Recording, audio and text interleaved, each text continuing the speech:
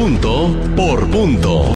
Le agradezco mucho al maestro doctor en Derecho Cipriano Sotelo Salgado, rector de la Universidad de Ciencias Jurídicas en el estado de Morelos, que pues atienda esa invitación de punto por punto para charlar con nosotros de temas importantes que pueden ser de impacto en la vida de la gente, ¿no? De los ciudadanos en general. Maestro, como siempre, un gusto saludarlo. El gusto es mío, Javier, siempre es muy grato poder platicar con nuestros amigos. Oye, yo le digo no una entrevista, sino una charla para que en ese tono, para que en ese lenguaje simple, sencillo, llano, la gente nos pueda entender qué reformas están haciendo a nuestra ley, cómo está nuestro Estado de Derecho y temas que preocupan con esta reforma que aprobaron los diputados en la Cámara Federal, para que la autoridad pueda bloquear las cuentas bancarias de los ciudadanos cuando presuma un delito sin que medie una orden judicial. Sí, efectivamente, el Congreso de la Unión ha hecho algunas reformas interesantes, unas que contravienen el orden internacional y otras que son propiamente de derecho local. ¿Cuál es la diferencia de estos dos conceptos? México, a partir de las reformas de 6 de junio del 2011 que se hacen a la Constitución, pone en un plano de igualdad a la Constitución política de los Estados Unidos mexicanos y a los tratados internacionales que celebra el gobierno de la República y aprueba el Senado, ratifica el Senado. De tal manera que nosotros como país reconocemos la competencia de tribunales internacionales, en este caso de la Corte Interamericana de Derechos Humanos a través del Pacto de San José, y ahí se va dictando los ámbitos de justicia en determinados temas que vinculan a México, por supuesto. Y se determinó en aquel país, en un caso muy sonado, que el delito de lavado de dinero o inclusive de enriquecimiento inexplicable, le corresponde a la autoridad justificar el origen de ese dinero. Para hacerlo de una manera en un vocabulario más llano, cuando tú tienes una cuenta bancaria y tienes una cantidad que aparentemente no se justifica con los ingresos que tú tienes por el desarrollo de alguna actividad, al Estado le correspondería hacer un análisis y determinar ese dinero de dónde proviene. Y él es el que acusa, y él es el que tiene la carga probatoria. El Estado. El Estado. El Estado, en el momento que justifica el origen de ese dinero, te puede imputar responsabilidad penal, pero a él le corresponde justificarlo. En México, el tipo penal o el delito de enriquecimiento inexplicable es al revés, contraviniendo disposiciones de carácter internacional.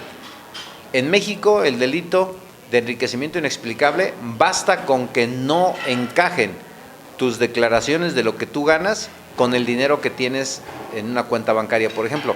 Ese es un argumento suficiente, según las reformas de los señores diputados, para el efecto de que la unidad de inteligencia financiera dependiente de la Secretaría de Hacienda pueda solicitarle a los bancos la congelación de tus cuentas, en lo que el Ministerio Público hace alguna investigación.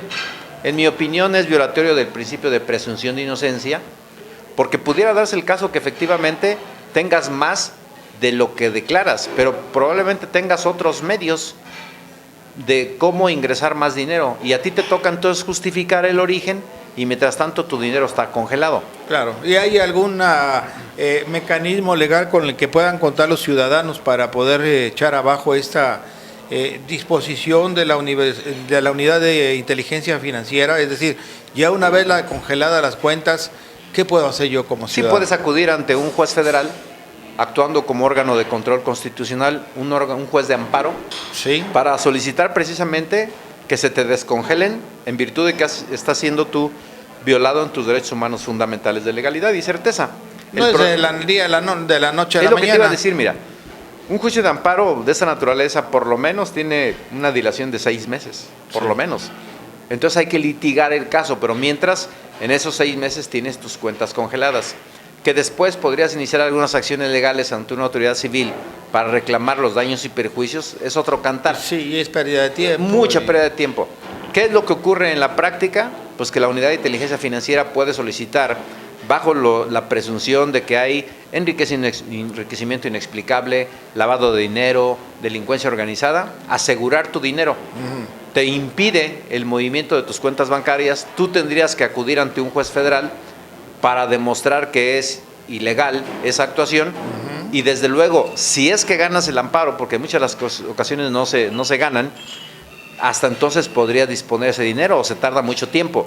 Pero en muchos casos también, realmente el dinero sí podría ser de origen ilícito y muchos cuentavientes afectados no acuden al amparo. Así es. Dejan perder ese dinero. ¿En qué casos? Para no seguir la investigación y que realmente salga afectado. Oiga, bajo maestro, una presunción que efectivamente el dinero pudiera ser ilícito. Claro, bueno, eso sería en un afán de acabar con corrupción, con delitos, lavado de dinero, diversos otros delitos. Pero, ¿qué pasa con México? Sobre todo en México, donde históricamente las instituciones son utilizadas por el poder, por el gobierno en turno, pues para perseguir adversarios, enemigos que no están de acuerdo con mi forma de pensar. Ese es un grave riesgo el que están corriendo hoy los ciudadanos con esas reformas que aprobaron en el Congreso de la Unión. Sí, mira, los gobernantes, por supuesto, siempre tratan de adecuar las leyes a su forma de pensar y actuar, pero recordemos que tenemos un marco constitucional y convencional. Y eso implica que todas las reformas tienen que ir apegadas a lo que ya está establecido en parámetros principales. Por eso decía yo al inicio de esta charla que la Corte Interamericana de Derechos Humanos va dictando los parámetros. Lo que se ha fallado contra otros países que reconocen la competencia de la Corte, como Perú, como Chile, como Colombia, nos debe servir a nosotros para ver qué se está resolviendo allá y nosotros no cometer estos errores. En Costa Rica, por ejemplo, el delito de enriquecimiento inexplicable tiene dos vertientes muy interesantes. Si el Estado ve que tú estás teniendo más riqueza de la que aparentemente obtendrías desarrollando tu actividad laboral, pero el Estado no te puede justificar el origen de ese dinero, entonces se te finca responsabilidad administrativa y hay multas. Para los funcionarios. Para los funcionarios, porque tú no estás aclarando de dónde está llegando el dinero. Pero si el Estado te justifica que tiene un origen ilícito, entonces sí te finca responsabilidad penal y te pueden decomisar ese dinero. Aquí pero son no procesos sucede. diferentes. No, aquí es penal. En automático en México es penal. Evidentemente sí se pretende de una u otra manera pegarle a las finanzas de los grupos ilícitos, pero no todos son así. Claro. Hay gente que por la derecha tiene riqueza, produce, hace su trabajo y también habría que decirlo, ¿no? En México también hay una cultura de no pago de impuestos. Así es. Y a veces vienen las diferencias, pero en mi opinión, Javier, sí tiene que llevar a cabo la autoridad acciones de esta naturaleza, pero más apegadas a la ley. ¿En qué sentido? Si yo veo que Javier Pineda está teniendo más dinero del que aparentemente obtiene a través de sus declaraciones lícitas, entonces le pido a un juez autorización para asegurar esas cuentas. Así es. Pero no la UIF, Así bote es. pronto, le haga la petición y se le den, porque estamos entonces en una etapa de investigación apenas y mientras tanto pueden haber afectaciones a terceros porque esas cuentas no son movibles. Y no ya. es autoridad, no es entidad investigadora la UIF. No es. Quizá el origen, doctor, de esta unidad haya sido la intención buena, acabar con la corrupción, combatir los delitos, pero pues como hemos visto que ha funcionado en estos años recientes, no nos da la certeza ni la tranquilidad a los ciudadanos de ningún estatus social o económico, porque, a ver, aquí supimos de un caso donde la UIF acusó a un funcionario del gobierno del estado y a los pocos meses lo exoneró sin ninguna prueba. Es decir, lo que le decía yo al principio, se usa o se puede usar con fines políticos, personales, de presión para un personaje determinado. Eso es muy cierto, ¿eh? Si se trata de un personaje muy allegado al gobierno en turno, pues aunque tenga disparidad en sus cuentas, seguramente no se le va a afectar. Y otros que son tanto críticos o discrepantes, aunque exista una mínima diferencia entre lo que se dice que se gana y lo reportado, pues tienden a asegurar. Es cierto que es una herramienta discrecional, que no debería ser así, por supuesto, pero mira, el gobierno en su momento tiene sus preferidos, quienes empatan, obviamente tienen beneficios, Hoy el gobierno federal, por ejemplo, tiene un grupo de empresarios muy consentidos que seguramente la OIF ni los toca, ¿sí? intocables. Y otros más que probablemente son críticos o no empatan y pues seguramente tendrán algunas investigaciones que otros no tienen. Doctor, ¿dónde está el Estado de Derecho? ¿A dónde va en México? No sé si usted comparte ese temor, pues esa desilusión, cómo el Estado de Derecho se está cada vez quebrantando en México. Vimos también aprobación no hace mucho de una prisión preventiva oficiosa donde la autoridad puede detener o retener a una persona presuntamente culpable de un delito sin que haya todavía una comprobación de que sea responsable de alguna comisión de algún delito. Sí, ha sido siempre muy criticada la prisión preventiva oficiosa. En mi opinión no debería existir. Sí, la prisión preventiva justificada, porque hay casos que se justifica, pero no podemos nosotros engordar el número de delitos establecidos en el segundo párrafo del artículo 19 constitucional como prisión preventiva oficiosa. Este gobierno hizo un listado adicional de que ya había y hoy es delincuencia organizada, es homicidio doloso, es trata de personas, abuso sexual contra menores. Sí, amplió. Y hoy, pues nomás se te investiga por un delito de esos, Javier. Se llega con un juez a solicitarte formulación de imputación e imposición de medidas cautelares y te quedas en la cárcel, sin justificar efectivamente, como tú dices todavía, que si cometiste o no el delito. Cuando yo hablo de una prisión preventiva justificada, que creo que sí puede aplicarse, es que el fiscal tenga la capacidad de justificarle al juez de que es necesario que te quedes en prisión, porque puede haber riesgo que te vas de la acción de la justicia, o con tu libertad corre peligro la víctima, los testigos o la propia sociedad, o inclusive con tu libertad se pueden alterar elementos de investigación.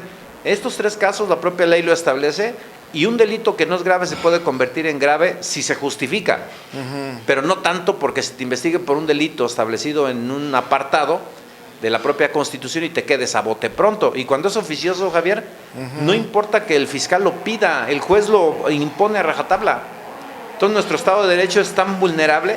Ha sido México criticado severamente en escenarios internacionales porque estamos abusando de la prisión preventiva. ¿Y qué implica? Pues que los penales estén sobresaturados. Está deteriorándose nuestro Estado de Derecho en México. Sí, porque además, mira, te quedas detenido y no hay trabajo adentro de los penales. El Estado es el que te tiene que dar de comer, tiene que darte la seguridad, tiene que darte pues la estadía, y eso nos cuesta a todos los ciudadanos, se paga con nuestros impuestos. Pero sobre todo, ¿sabes qué? Pues para nadie es secreto que los penales son verdaderas máquinas de corrupción, verdaderas universidades del crimen. Quien entra sin saber cometer delitos sale con una maestría. Oiga, doctor, pues muchas gracias por platicar con nosotros, explicarle, y bueno, y yo espero que nadie de las personas que nos están escuchando en la audiencia se encuentre en estos escenarios de probable, pero si lo pudiera estar, bueno, pues aquí hay un gran maestro, un doctor, que con toda la experiencia, con toda la capacidad, puede asesorarlos jurídicamente en una prisión preventiva oficiosa, en un incautación de cuentas, congelación de cuentas. Aquí hay un doctor que siempre se la sabe de todas. No, pues muchas gracias, mi querido Javier. Sabes que con mucho gusto estamos siempre aquí compartiendo temas de interés con ustedes. Muchas gracias, doctor. Gracias. Punto por punto.